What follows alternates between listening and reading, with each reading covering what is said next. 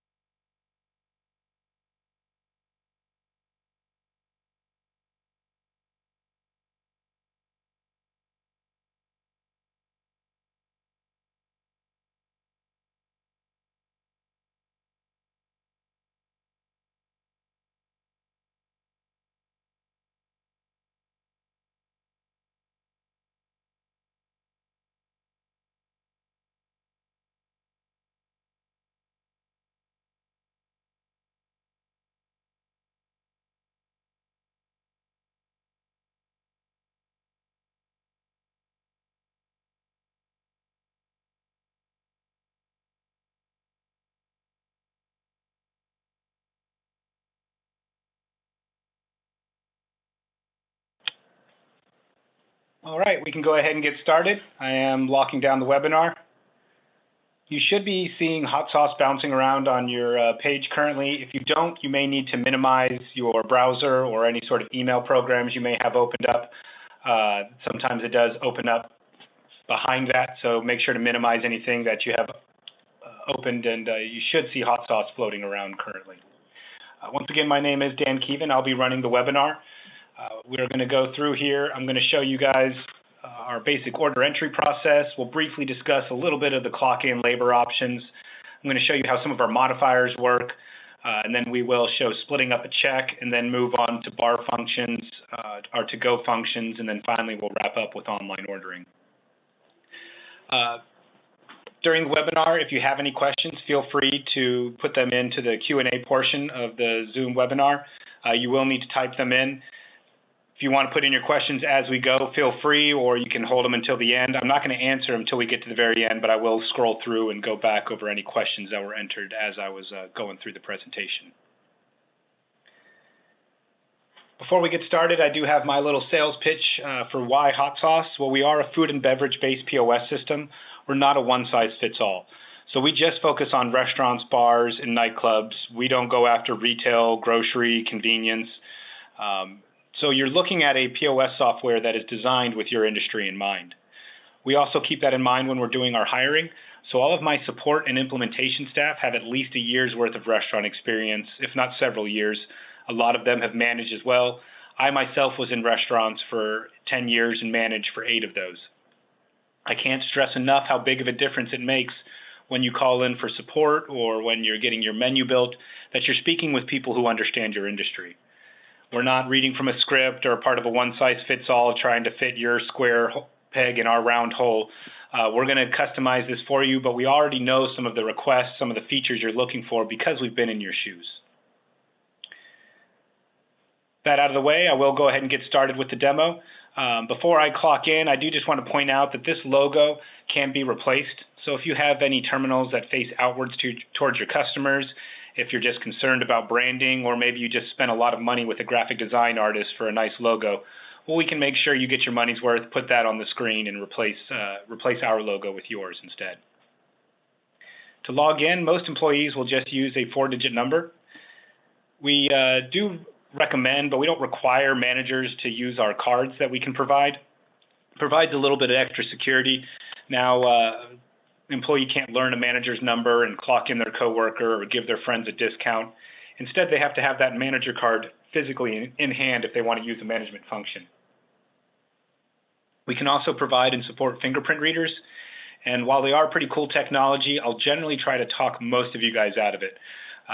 It is pretty neat to be able to use, but in a lot of food and beverage environments, it's just not very conducive. Let alone sauces getting spilled on them and then needing to be replaced. You could have a server who just washes dishes for 5 minutes and now they can't place orders for 5 minutes because their fingers have gotten pruned up. That said, if security is a must and it's just an absolute requirement to have some of that additional security, we can include fingerprint readers with the package as well. At this point, it's just verifying the employee clocking in. If that employee has more than one job code, this screen will pop up.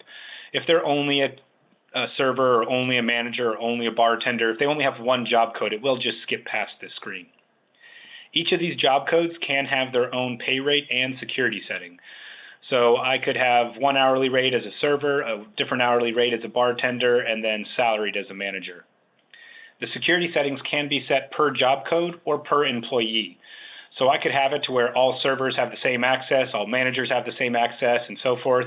Or I can customize it. Maybe I've got one manager I really trust, and I'll give them manager-level access even when they clock in as a bartender. On the flip side, I could have somebody who's kind of new or maybe just a little young or a little less trustworthy. Well, maybe I'll make it to where they only have manager capability when they clock in as a manager. And we could even reduce that to where, maybe they can't do everything that the other managers can. Main point is that this is all highly customizable. Once we've selected the job code, if they have multiple dining rooms to choose from, then this screen will pop up. It'll make more sense once we're actually in the system, but we can store multiple dining room layouts if you have different sections that you want to appear on different screens. And at this point, the employee is just selecting whatever their default room will be. If you only have one room stored in the system, then just like the previous screen, it will just skip past this. Finally is the 86 list. Most of you are probably familiar with the terminology. It is just anything that a restaurant is currently out of. It could be something that didn't come in on the truck that week, or maybe you had a limited time offer and you've run through your stock of it. Well, once you add it to the 86 list, or if you use our countdown functions, which I'll show you here in a little while, anytime an item is added to the 86 list, then when somebody's clocked in, they're made aware, hey, we don't have these items, don't sell them. And then the server can print it out, keep it in their server pad for reference later on. So now I'm actually clocked in. As I said, some of those screens only pop up if they have options. That 86 list only pops up if items are attached to it. So, if they only have one job code, one dining room, and nothing's on the 86 list, then they'll just see that confirming whether or not it's the correct employee, and then they'll be in the system. Once they are clocked in, they don't see all those pop-ups anytime they type in their number. It just logs them back into the system whenever they type it in again.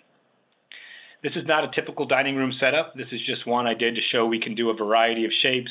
We can scale them to different sizes, and we can label them with numbers, letters, or whole words if necessary. And then, as I said, we can have multiple dining rooms stored in the system, and the servers can still navigate in between those with these little arrow buttons down here. To actually start a table, we go ahead and click on it. By default, it prompts us for a guest count number. I'm going to go ahead and say this one's a 4 top. And so now I have 4 guests or seats that I can add items to down here. The 2 columns going down the middle are what are known as menu links. You can think of them as categories. As I click on any one of them, a different portion of the menu is displayed in that upper right-hand frame. I can have up to 11 buttons in a column, so I can have 22 categories displaying at one time. That's not to say you can't have more than that. It just means if you do, then we will need to build out submenus. And so if I click on breakfast menu, it changes the categories I'm looking at, and now I'm just looking at my breakfast menu. Or if I click on alcohol, now I'm looking at my liquor menu. And so we can break out those submenus into different sections or larger lists if you have them, but we can also automate the process as well. So I can have it to where breakfast menu goes away at a specific time and is replaced by my lunch menu or a dinner menu. Or I can have daily specials, maybe that Wednesday specials that only show up on Wednesday but don't show up any other day of the week. We can also automate it for specific times as well as specific days. So I could have a late night menu that's only available 10 p.m. to 2 a.m. on Fridays and Saturdays, and it doesn't show up any other time outside of that. Whenever we're looking at these menu links, we can show up to 21 items at a time. Once again, that's not a limitation. It just means if you have more than that in a single category, then we'll either need to build in additional pages that your employees can scroll through, or we can get creative with the way we do our submenus. For instance, I have a bar that has 99 beer taps on their wall, kind of like the song 99 Beers on the Wall. And whenever they click draft beer, you'll notice it replaces those liquor categories, and now they're looking at all of their drafts. I didn't take the time to program in 99, I just did one for each letter of the alphabet. But they can scroll through all of their beers if they would like, or they can select a certain section, narrow their field of view, and just hone in on whatever they're looking for a little bit more readily. Point being is between the tools we have with HotSauce and our restaurant experience, we're going to get it to where your employees can get to their buttons with as few button clicks as possible. To actually add items to the order, I go ahead and click on them and change seats in between. Now, those items appear over here on this left-hand side with the seat number next to each of it as I rang them in. At this point, nothing is actually stored on the table. So if I made a mistake as I was ringing stuff in, or somebody changes their mind on what drink they want, I can highlight an item, remove it, and ring up a different drink instead. To actually store these items on the table and to exit from this order entry screen, I click the send button, and it takes me back to the table view. It turns that table red, which lets any managing or hosting staff know that it's currently in use. And if another server tries to log into it, it is going to say, Daniel K. has an order under here, please try again later. That's just by default. We do have the ability of allowing servers to log in, add things to each other's tables, even close them out. We can even take it a step further and maybe none of the servers get tipped directly. Instead, they pay into a pool, and that gets divided out on a nightly basis. That's just a very small portion of our clients, though, so by default, we're going to have it set up to where it's one server per table. To get back into it, I go ahead and click on it and go to Modify Order. You now see there's a little blue asterisk next to each of these items. That means they're now logged in and stored on the table, so if I highlight something and click Remove, nothing happens. Now I actually need a manager to come in and void, comp, or discount the item if I want to get it off the check. That said, I purposely left two things on seat 4. Maybe people got up and moved around, or the server just made a mistake when they were entering it in. I can highlight an item still and then change what seat it's associated with, and that's going to factor in whenever we need to split up the check later on. For the sake of the demo, I'm going to pretend we went up to this table and they gave us their entire order. Alcohol, appetizers, entrees, all in one go. For one, it will kind of speed up our demo a little bit, but I also want to show you some ways that your servers can enter in these orders and then stage out when things print or how much things go or how many items go on the tickets, pardon me. To start off with, we'll ring up some of their alcohol. You may notice some of the items have this little red number in the lower right-hand corner. It is what's known as an item countdown. It does just what it says. Every time I ring it up, it counts the item down. So it is a basic form of inventory. You can print out a list of all of your countdowns, do a physical count, see if there's any variance. More importantly, though, it's about letting staff know of any limited availability. As you're running low on certain items, you go ahead and put those countdowns in. Once you run out of it and it hits 0, it automatically gets added to the 86 list. It turns red, and then they can't even order it if they wanted to.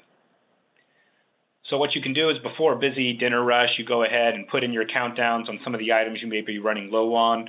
Maybe you've got some seasonal vegetables that come in with your produce truck, and so you can only prep however many they bring you. Whatever the case may be, anything that you have limited quantities of, you go ahead and put in that number. And now in the middle of a busy dinner rush, you don't have to worry about stopping what you're doing and making sure everybody knows you're out of it. The system automatically removes it from their ability to ring it up.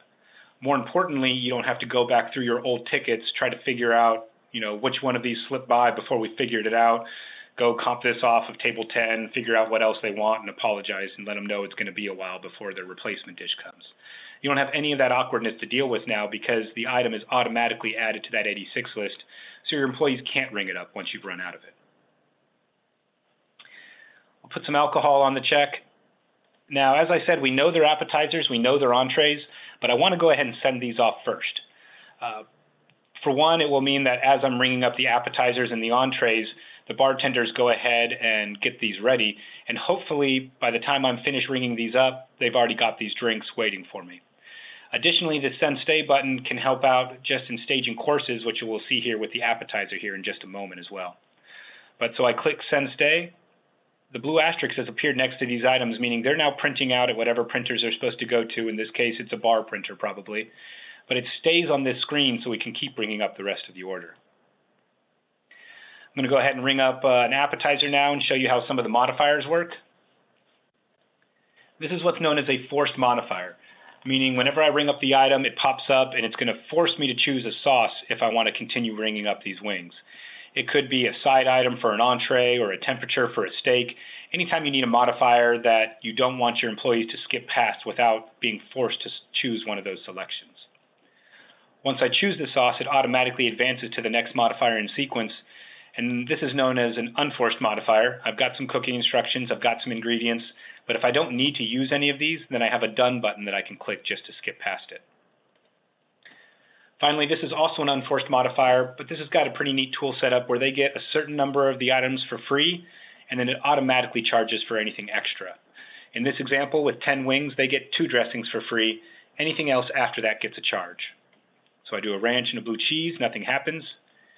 Anything else after that automatically gets a charge added in.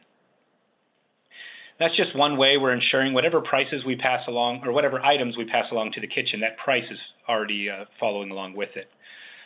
I've seen too many other POS systems back when I managed restaurants or when I've installed for HotSauce where they say, oh, we have one button that charges and another button that doesn't charge, and our employees know which one to use. It's great to have that level of trust with your staff, but your POS system shouldn't rely on it to operate properly. And so we're going to build in as many tools like this as we can to try to reduce any potential employee theft or mistakes and undercharging your customers.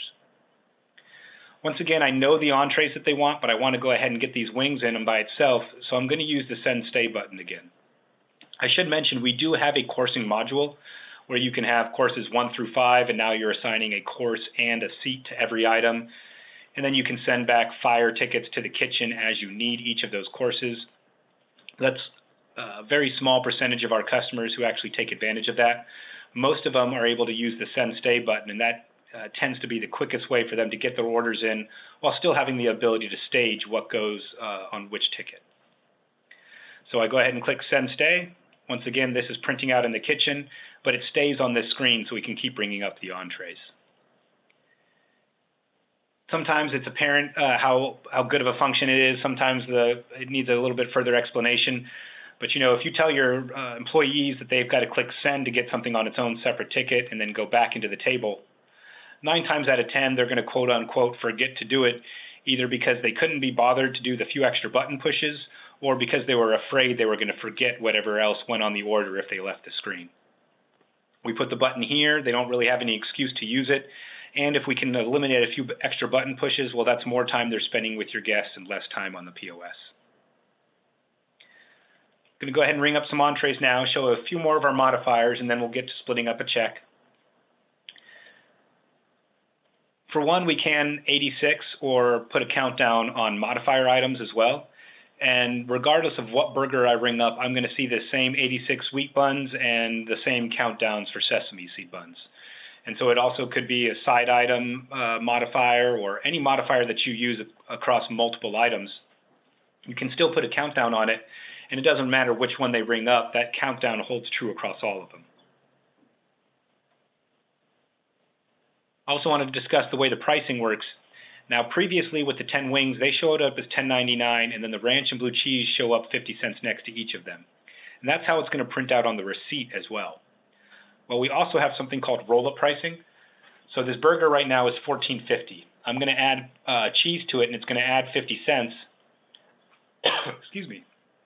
But instead of showing the 50 cents next to the pepper jack, it rolls it up into the parent item. It's just about how you want to display your pricing to your customers. If you have a large menu board that says 10 wings for $10.99 out on your sidewalk, you probably don't want to roll up these prices, or else you're just asking for extra complaints of why are my wings $11.99.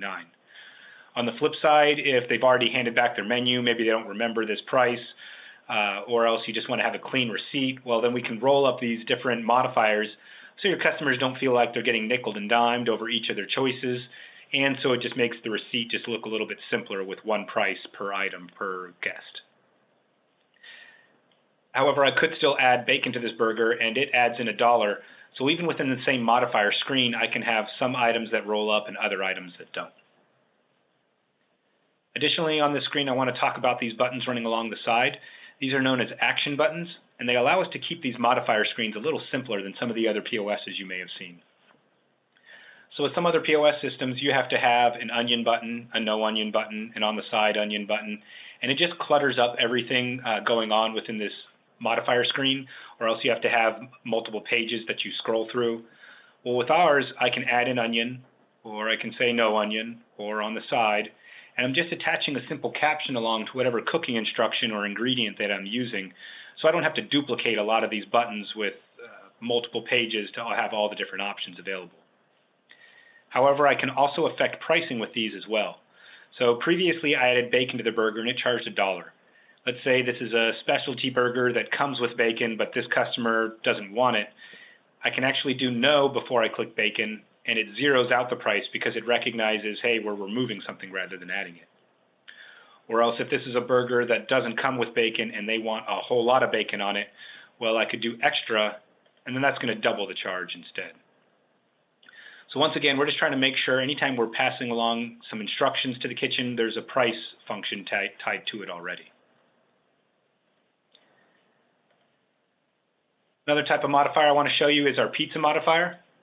I won't delve too deep into it unless we need to during the Q&A portion if any of you operate restaurants with a pizza oven. But this modifier obviously allows me to put different toppings on different portions of the pizza. It automatically keeps everything grouped and sorted together, so if I add mushrooms to the whole, well, it gets grouped together with any other whole toppings that were already on there. It also understands that if I already have sausage on half one, and then maybe I hand the phone off to somebody else, or I'm just kind of scatterbrained and I add sausage to half two, it combines it together and puts it on the whole pizza.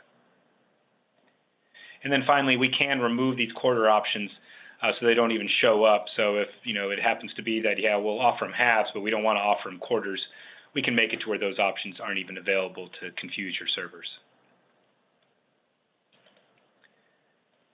Final modifier option I want to discuss is for those items that don't require modifiers. Maybe you have an item that 99% of the time your customers like the way it comes as is. You don't want to have a modifier that pops up and requires your employees to click done or skip past it every time just to accommodate that one person who comes in only occasionally and treats you like a buffet and says, I want a little bit of this and a little bit of that and the side item from this. Or else it could be a food allergy, whether or not it's real or imagined. You're still going to need to modify this occasionally, but you don't want items popping up every time, just wasting your server's time. So I'll always build in this general modifier category. I can still add in or take away whatever I need to, but those modifiers don't pop up every time I ring it up. I'm going to go ahead and send in the entrees now. Fast forward through time a little bit. Maybe they get a dessert. If I put a dessert on the table, it then changes it from red to purple. It's just another status indicator for managing or hosting staff that this table is that much further through their meal. Maybe they're about to be finished. You can probably start adjusting some of your wait times. Whenever they're actually ready for the check, we go to print check. By default, each guest is selected. And so whenever I do print, it's going to print out a check for the entire table, and it turns that table green as another status indicator, once again, just letting them know that, hey, this table is just about finished. Now, we have a few different ways of doing that receipt. For one, your information obviously will be up at the top, some server order ID information here so that it can be referenced later on, an itemized receipt, and then we can do one total, everybody pays the same amount. But about a little over 3 years ago now, we've got the request to be able to pass along credit card charges to the customer.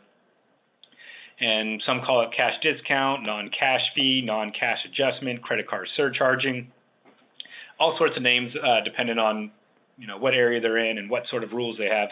But we've come up with a few different ways of doing it. So our first iteration was a receipt that shows up with two totals. The verbiage on this line and on this line is configurable. So, more recently we've been seeing non-cash adjustment here. We've had somebody put pay cash and save. We're going to put down whatever your agent tells us to make sure to keep you compliant is how we're going to word this. The rate can be set as a percentage or as a flat rate. And then, as I said, this verbiage can be configured as well. So then it will automatically charge this amount if they pay cash. It will automatically charge this amount if they pay with a credit card. And then if this fee is done as a percentage, it will automatically recalculate if they only pay a portion of the bill on a credit card. This has been very popular for us, by far the most popular method, but we did have some customers who were concerned about their clientele getting upset with, seeing a smaller total that they're not able to pay because they don't currently have cash on them. So we did come up with another method at the request of some of our customers where we will include the transaction cost in the item price. So if we charged $1 for bacon before, maybe now we're charging $1.04 for bacon. What that means, though, is that whenever they pay this price, they have covered the transaction cost, and so it's already built into that item price.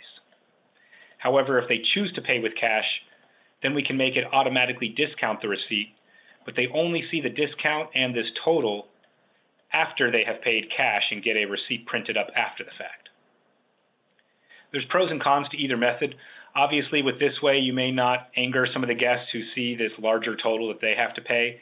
In all honesty, what we found is that even if it angers some of them, most of them are coming back. Even if you were to lose a customer from it, the amount that you're collecting from the other customer is almost always going to exceed whatever you lost from that individual.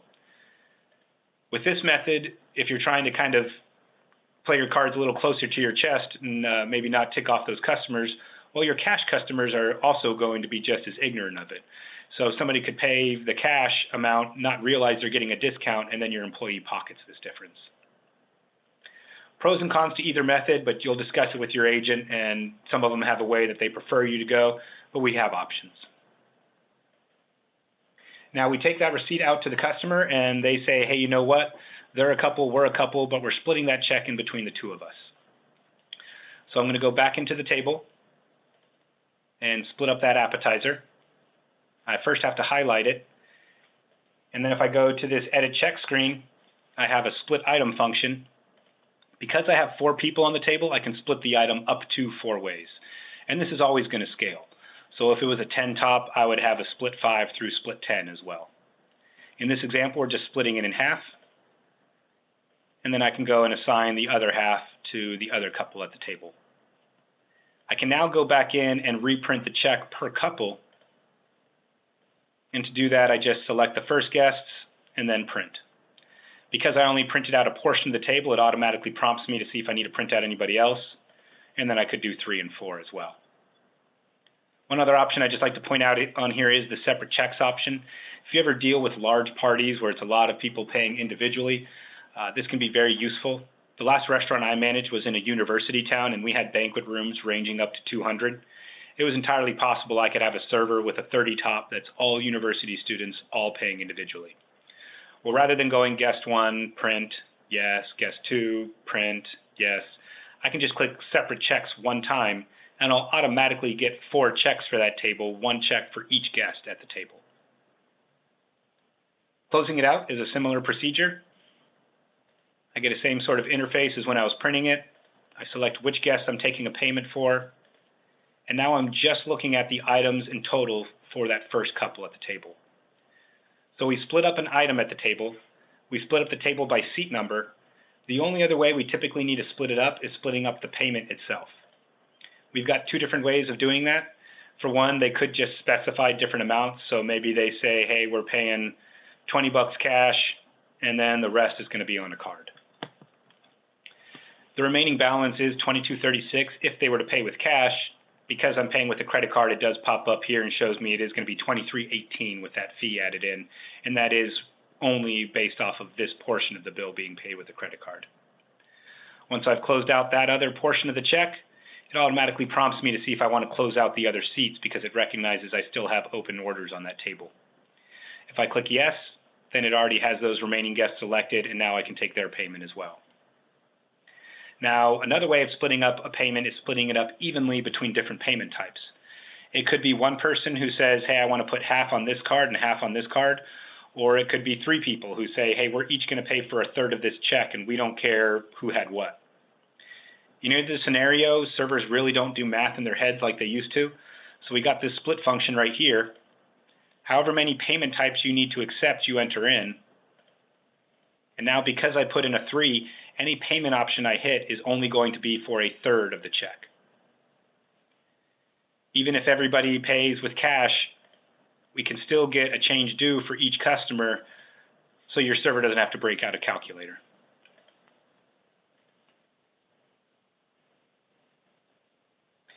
And then finally, you can also quickly close out cash with these green buttons along the side. Once that last person is finished closing out on the table, that table goes back to gray. You're ready to start a new table on it now. That's the basics of our order entry, of how our modifiers work, of how splitting up a check. I am going to move on to our bar functions now. Hopefully I am not boring you guys too much yet, but we are working our way through this and getting to that Q&A period here in just a little bit. To start off with, for bar functions, though, we're going to do create tab. Now, for one, they could just manually type in a name for the tab, or they can go ahead and swipe the credit card. It does automatically pull the name off of the card. We can have it do it with the way it just appears on the card, or we can have it do last name first if you'd rather sort the cards by last name instead. So you've got options for that. If you have chip readers, then we can have it to where it starts a bar tab. You just have to insert the card into the chip reader. If you want to get the name on it, you are still going to have to take it out and swipe it just because the chip reader doesn't actually pull the name off of the card. Whenever we start a bar tab, it does default to the liquor menu and assume 1 guest, just because in most cases the tabs are going to be for bar customers. Instead of a table number up here, it just says our tab name. We can bring up some items, send them in. Whenever we want to pull that back up, we can go to recall tabs. It will list out the tabs. As I said, they can be sorted by first name or by last name, But if you deal with a whole lot of bar tabs, well, we can also just have it to where they can search for a tab by name or by ticket number if the customer happens to have the receipt on them. Fastbar is where we really get a lot of our bartenders loving HotSauce. And there's a few differences you'll notice. For one, instead of a table number or tab name, it just says Fastbar up here. Instead of a send button, we have this exit button. And then finally, we've got payment options directly on the order entry screen. Now, this is all about preventing lines from forming, speed of service, always being ready for that next customer in line. So a bartender can ring up some drinks, take payment, and as soon as they click on the screen indicating they've handed back the change, it clears out, they're ready for the next customer. They take their order, take payment, ready for that next person. And so it's always ready for that next person in line. It's all about speed of service. Now, I could ring up some items and somebody says, hey, I actually want to go ahead and open this up as a tab. Well, if I click exit right now, it is going to give me this error because right now I don't have a table number or a tab name that I can reference this order, pull this order back up later on with. I don't have to go ahead and take payment on it or clear it out and then go open up a tab from the other screen. I can just click open tab from right here. I can scan in the card or I can type in a name. And now because I have a name associated with this, I get my send button back. Once I'm finished giving them their order, go ahead and click the send button. I'm ready for my next customer again. Same thing, if I need to take a payment, I can go ahead and recall tabs from right here. Because I started this tab with a credit card, I do have the card stored right there. And then as soon as I'm finished taking the payment on it, because I've recalled this from Fastbar, I'm back at Fastbar again, ready for the next customer. A few other bar functions. One is whenever I've been doing these liquors, you may have noticed these mixers popping up. They pop up by default only if it's a non-bar terminal. So the idea is if it's a terminal where servers normally ring up their drinks, well then we make these mixers pop up so they can tell the bartender what to mix with it. If it's being rung up at a bar terminal, then those mixers don't pop up because the bartender doesn't need to tell themselves what to put in the drink. Now, if you charge for some of your mixers, we can make it to where it still pops up, or we can potentially use some of these hot items to take care of that, and I'll describe these here in just a moment.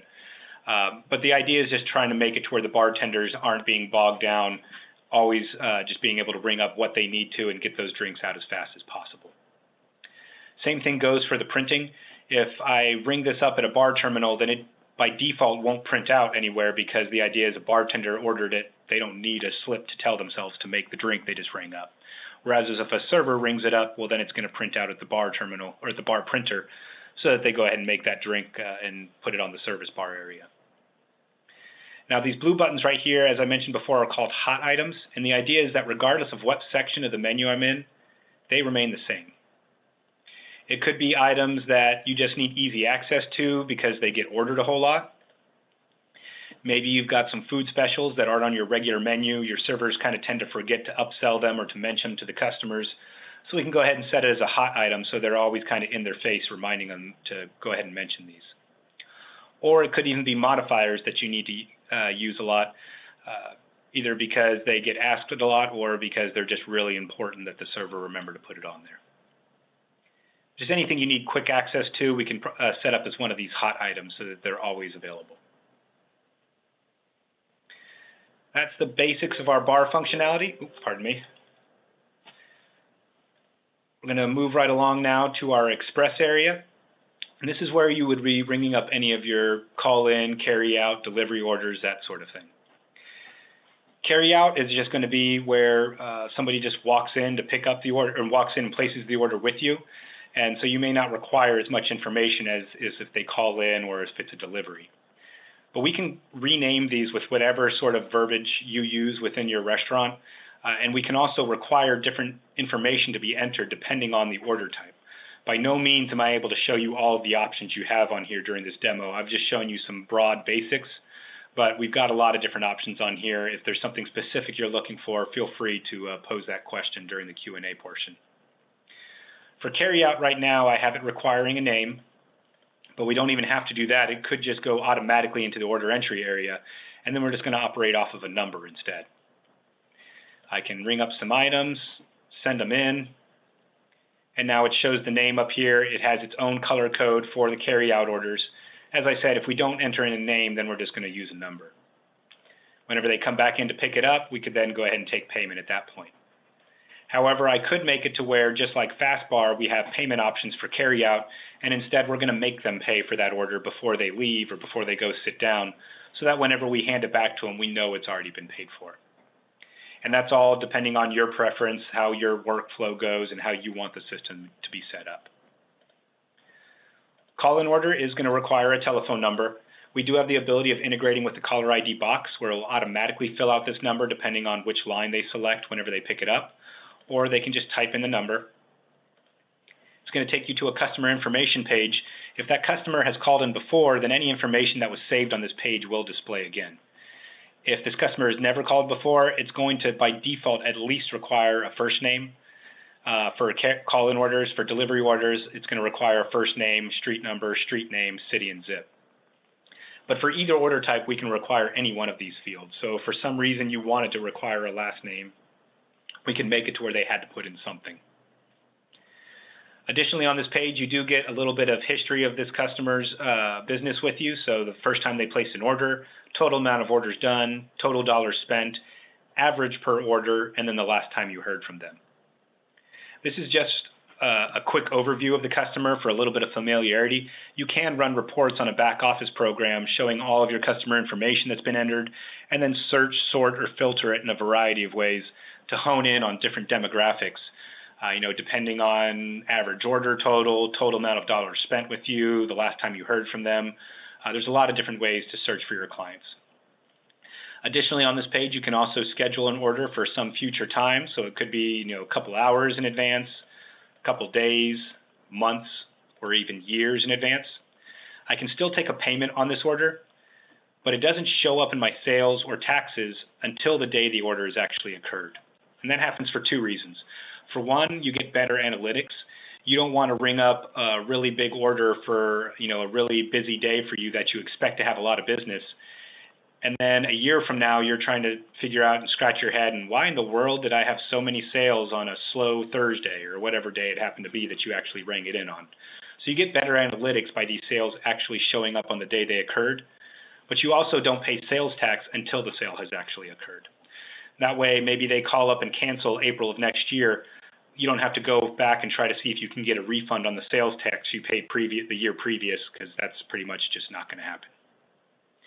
Finally, whenever you do this future order, it does put a header on the ticket that says future order with the day and time, so there's no confusion over when that order is needed.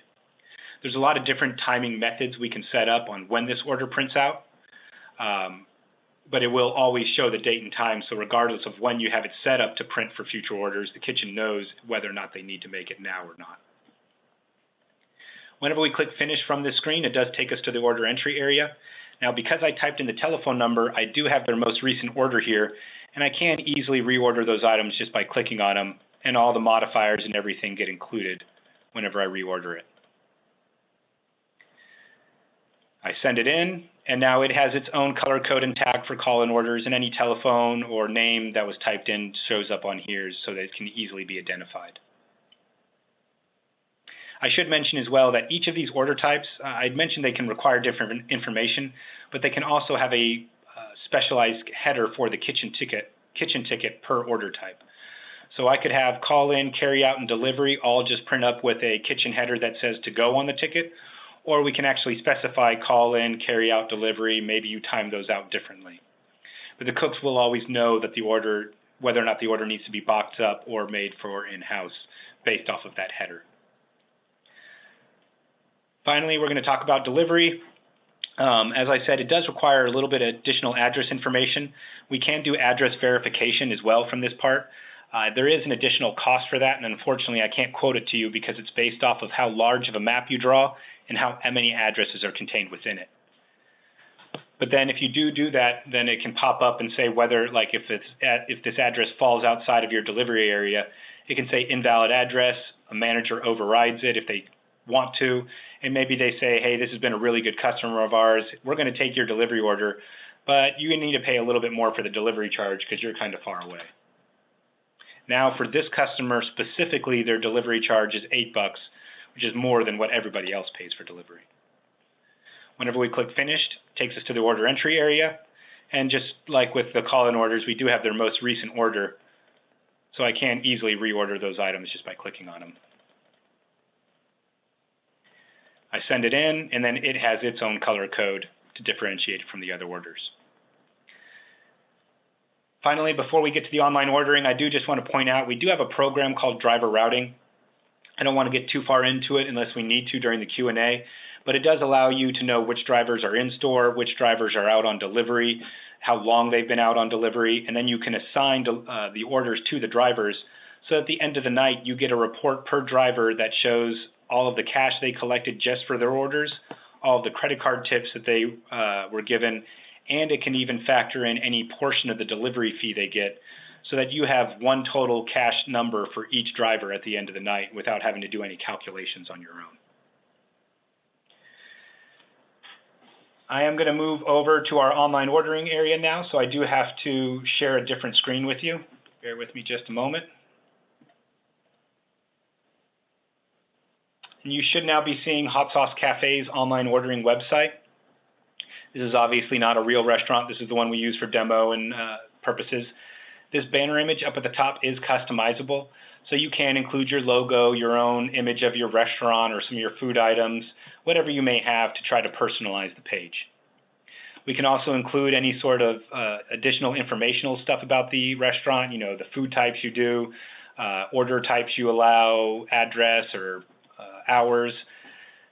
If you don't have your own web page, you can include that in your banner and kind of treat this as both an informative and order entry area. If you do have your own web page, you will need to have an order online button that then directs your clients to this website. We do build and host this website for you. And then you can offer pickup or delivery. If you don't offer delivery, this option doesn't even have to show up. If we do delivery, it can automatically add in that delivery fee.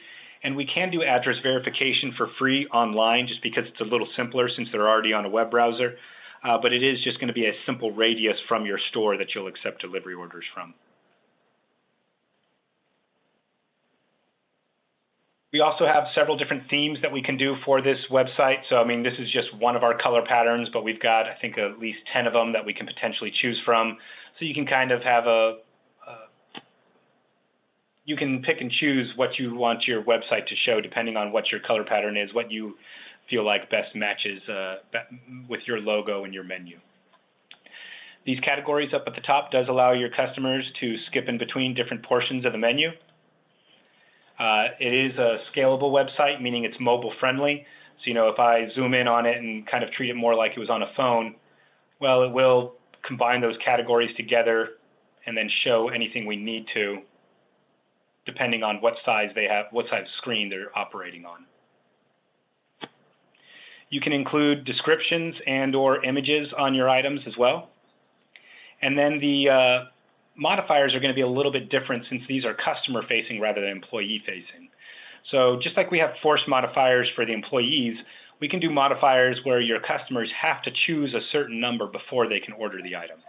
So right now I can't order this until I have filled out both the side and the temperature for this particular burger.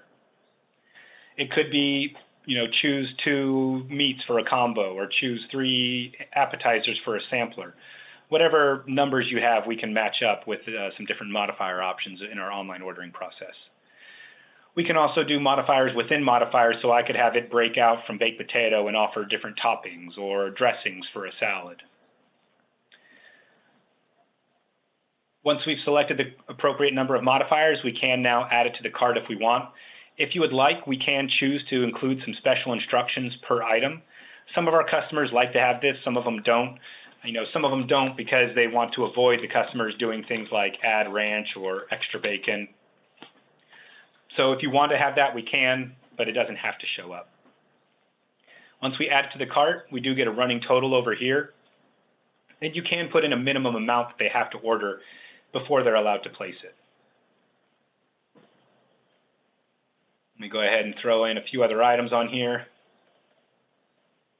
Now we've met our order minimum, so I'm going to go ahead and proceed to our shopping cart. This is fairly standard. We can review the order, see any modifier choices that were made during it. If there were any special instructions, those show up here. We can modify the amounts from here if we need to, or remove items from the order. They can see how long the order is potentially going to take, and you can affect what timing is showing up here for your online ordering process from your front of house. So if you start taking a little bit longer, you can adjust it to say 20 minutes or 30 minutes, depending on how long you estimate it's going to be. Your customers can also still schedule an order if you want to give them the option, just like they could for future order. I can go ahead and place this order for, a couple hours from now if I want. They can add a tip from here as well from a preset percentage, or they can just manually type in a tip as well. Before I go to the pay section, I do just want to point out you are able, or your customers are able to create an account if they would like, and that will store their address. It will also pull up their previous orders they've placed, or they can check on the status of their current orders if they create an account. If they don't want to create an account, though, they can just do a guest checkout. Bear with me for just a moment. They can include a cell phone number and get text message notifications about the status of their order. Our online orders automatically print out in the kitchen. Because of that, we're going to require the payment already be secured. We know some of you may have been doing online orders where you accepted cash. Most of the time you were doing that, you had a tablet or a fax machine, and then somebody else was taking that order and entering it in. Well, now that these are printing out automatically in the kitchen, we wanted to make sure the payment was already secured because we don't want to cook in the middle of a busy Friday dinner rush to try to decide whether or not they should drop 40 burgers at once, and maybe you fired somebody the day before and they're trying to make you waste some food by placing a fake order. As I said, we can include instructions per order instead of per item as well. And then it could be, no plasticware needed or extra napkins, anything they may need. Once we place that order, we get confirmation it was sent. It sends an email to both you and the customer letting them know that order has been completed. If for some reason that order doesn't print out in your kitchen, maybe you lost power or the internet went out, then it automatically sends an email to you and our support staff letting us both know that your online ordering process has failed to push an order through. At that point, our support team can reach out, make sure you're aware of it, and then if you have the time, we can address whatever caused it not to print out. Now, on the POS side of things, we were concerned that previously you had, as I said, you had some sort of tablet or fax machine, so your front of house staff was aware of orders as they were coming in. Well, now whenever they place an order, it's automatically printing out in the kitchen. We didn't want your staff to, have 6 orders go in for online. Your cashier or hostess or whoever's up front is twiddling their thumbs because they don't realize those orders are going in. Now 6 people walk in to pick it up and they're scrambling around and then in the weeds because they got to get the sauces ready and bag up everything and put the utensils and make sure everything's labeled, whatever processes you do to get those orders ready. So even if they're not logged in, they can look up here and see how many online orders they have open, ready, or waiting to go out. If they log in and happen to be placing an order, well, they have a notification right here. If they happen to actually be taking a call-in or a delivery order, then they get a notification right here about a new online order. Within that online order, any name or telephone information that was passed along is included. If they gave us any special instructions, this little black box shows up and we can see what those are. When we log into the order, we can't modify it because everything has already been paid for. We can print out an itemized copy of the receipt if they happen to need it. But if say we've bagged up everything, the cooks have given all the food to the hostess to get ready, they've got all the sauces ready, put everything together, that order is waiting up front for the customer. Well, they can log in, say online order ready, and that sends a text message to the customer letting them know their online order is available for pickup. Whenever they come to pick it up, we can mark it as picked up. That automatically closes out the order. Any tip associated with it goes underneath that employee's number. Or they can void it out. That will automatically cancel or automatically void the order and refund the credit card. And it sends a text message to the customer letting them know the order has been canceled. Final thing before we get to the Q&A, I appreciate your patience. is I do want to discuss a little bit of extra functionality we have for the online ordering, which is QR codes. So we can provide you a QR code, which are those little square codes you scan with your phone, and your customers can scan it, and it takes them to the website. They place whatever order they want, and it goes through. And you put it on coupons, on your takeout menu, whatever you want to give your customers easy access. But we can also provide you a QR code per table. You print out that code and put it on a napkin dispenser or on a table placard, or somebody was talking about laminating into the table. Now your customers come in, scan that code at the table, it takes them to the site, but now they're placing an order specifically for the table they're sitting at. Whenever they place the order, bear with me one more time here.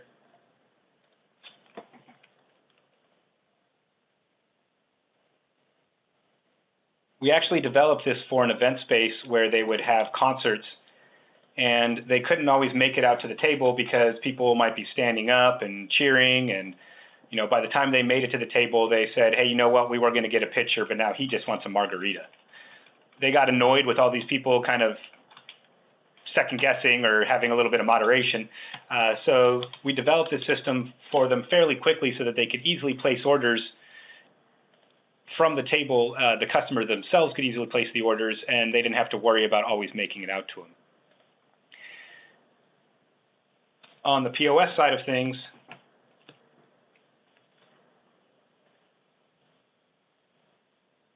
rather than that order showing up in this express area or in the online order area, it lands on the table itself and turns it this special orange color. The staff can log in, claim the order, see what's on it. They can close it out whenever they need to, or they can even start an order for somebody else at the table who maybe wants to place it traditionally. And now they can maintain either order that they need to. As I said, we developed this for this event space fairly quickly, but we obviously got a lot of traction out of this during COVID as well, because now we had a contactless order where the only thing that was being touched in common between the customer and the employees was the food and utensils. One thing I have to make sure you understand about this is that it is an all-in-one go transaction. If they want to reorder anything, they're going to need to scan that code in again, place the order, and send it in just like they did the first time. If they want to put a tip on it, they're going to need to do it at the initial transaction. We would love for this to be an open order, or an open tab, that is, where it's bouncing back and forth and they can add things either in store or online. But there's a lot more security requirements to go to having a credit card charge bouncing between the POS system and an online system like that. And so for right now, it is all in one go transaction for that QR code at the table. Presentation went a little bit longer with some of our new online order features. Hopefully I didn't bore any of you, but now we will do any sort of Q&A you may have. If I mentioned any functions that didn't make sense, feel free to ask about them. Anything that I didn't cover that you were looking for, I will stay on here for at least the next 5 to 10 minutes to answer any questions you guys may have. For those of you who don't have any questions, I really appreciate your time. Feel free to email me at sales@hotsaucepos.com if you think of any questions after the fact, or if you just need some additional information.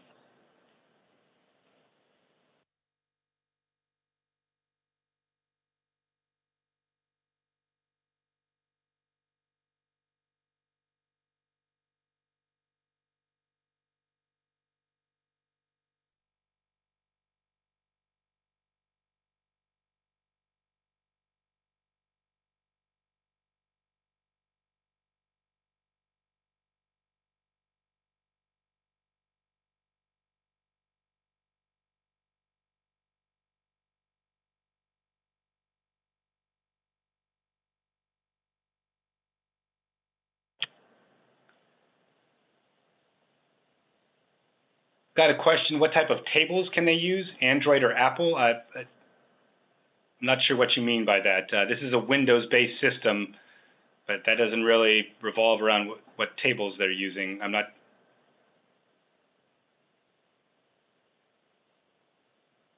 sure if autocorrect is happening. You put in table again, but I'm guessing maybe you're trying to say tablets.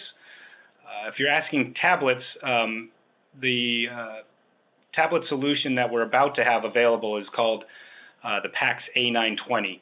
It's a chip reader that has a larger touchscreen on it, and we can use it as an order entry and pay at the table device. It is going to offer your menu, but it is going to be a simplified version of HotSauce. So, you can still start a table, order on it, replace orders, start tabs, take payments.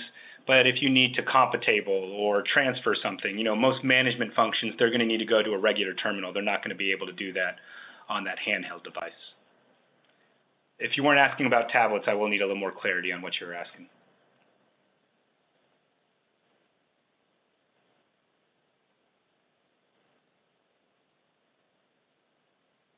Okay, just wanted to make sure that's what we were discussing.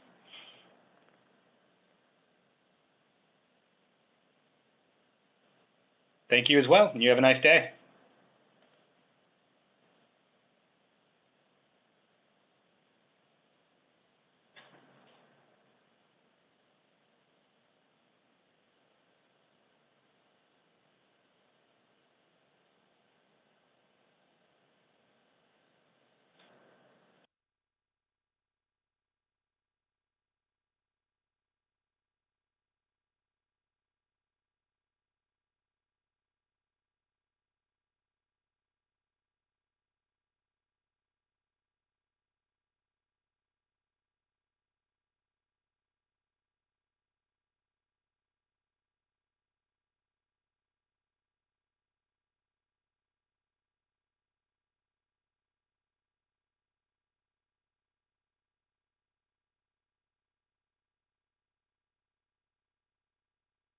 There's a question for high volume bars.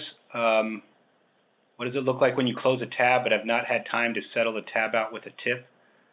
Well, our system, you can keep opening up tabs and tables. It doesn't matter. I can open up table 5 10 times and close it out to 10 credit cards.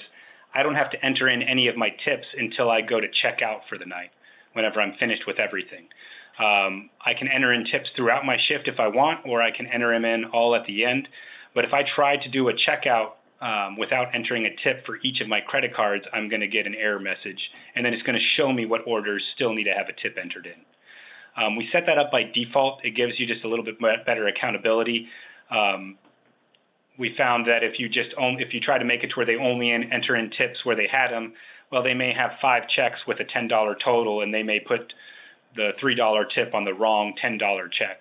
So we try to make it to where they have to put in a tip on each one, even if it's 0, so that they're being accountable and going through and checking off each one. But yeah, you can open up as many tabs as you want, and you don't have to put in any of the tips until the end or whenever you choose to. If I'm misunderstanding the question, oh, I guess not, okay.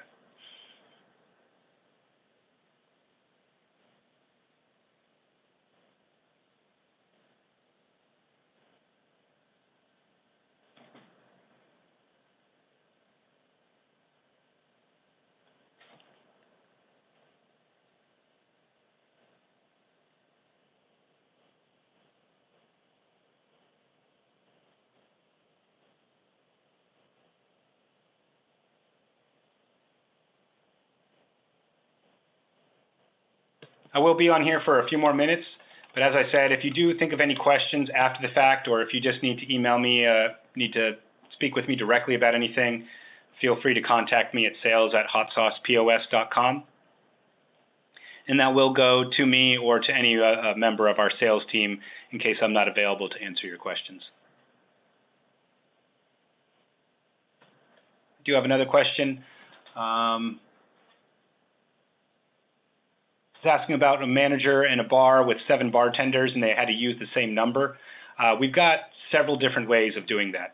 For one, we can make it, we do have some bars that they prefer to all use one number, and we'll set them up that way. We don't recommend it just because you don't have as much accountability, but we can certainly set it up that way. We can set it up to where all bartenders automatically see each other's tabs. So, I may start a tab for one guy, but the other bartender can still pull it up and then add some items to it, because we don't want them to say, oh, sorry, you're going to have to wait for him to be available. He's your bartender. And then there's options for whose checkout that shows up under. It can be whoever started it or whoever ends up closing it out. Specifically to your question, as a manager, it doesn't really matter to you which way you set up, because at any time as a manager, you can do what's called view server, and it will show you anybody else who's clocked into the system. Right now, I'm the only one clocked in, but if anybody else was clocked in, it would show their name. You can now select them, and as a manager, you're now logged in as that employee. So you don't have to yell across the bar and be like, hey, Sally, what's your number? I'll give you that discount. Instead, you log in under your number, do view manager, select that employee's name, and now you see their tables. So bartenders can certainly share tabs if we need to set it up that way, but as a manager, you'll have access to those regardless of the setup.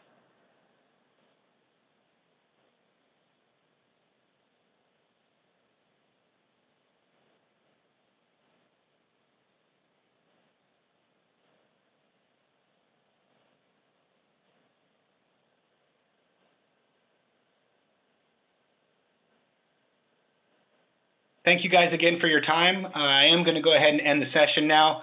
Once again, if you think of any other questions, feel free to shoot them over to me at that email address, and hopefully we can be doing some business together in the near future. And you all have a nice afternoon.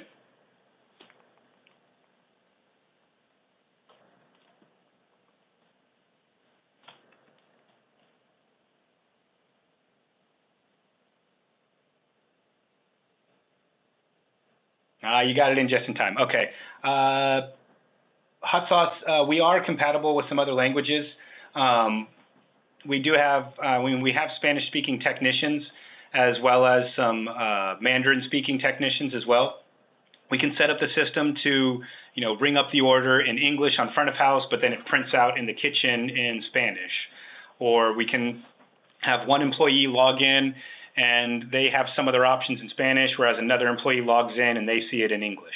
So we have a couple different ways of doing multi-language setups. Typically, it tends to be more so the printing in a different language, and that way we have down pat. For the front of house, we'll need to work with you a bit to kind of figure out the best way of doing it, and there may be some items that are always going to be in English, but we do have some multi-language capability.